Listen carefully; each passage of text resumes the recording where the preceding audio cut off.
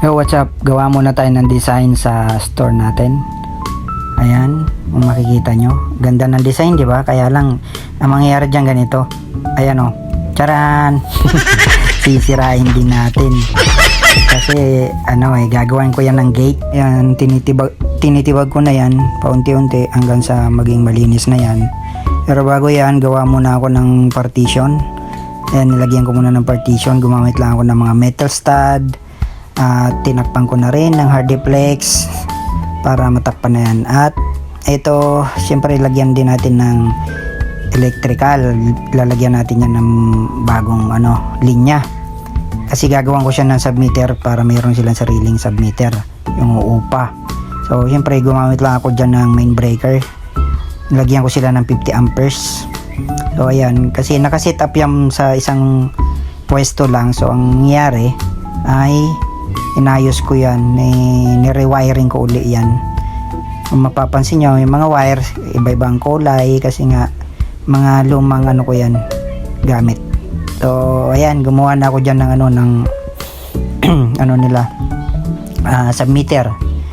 Merong submeter dyan at saka may mga kanya-kanyang safety breaker yan. Naka-safety yung yan, bawat ilaw at saka sa mga outlets nilagyan ko ng sari-sariling breaker. Okay, so yan, makikita nyo ang finished product yan. Ayan, so yan, yung gilid tatakpan muna natin yan. So nag-welding lang ako dyan ng mga pamakuan ng pinolik at saka hardiplex sa dulo kasi tatakpan ko yan sa taas. So ayan, kaya nag-welding muna ako dyan ng mga ritaso kong bakal. Ganyan na lang ginawa ko kasi mga lumang materialis ko lang yan, hindi na ako bumili para tipid. Ayan, takpan ko na nga. So nagtabas na ako dyan ng hardiplex pang tapal na sa itaas para masarado na yan.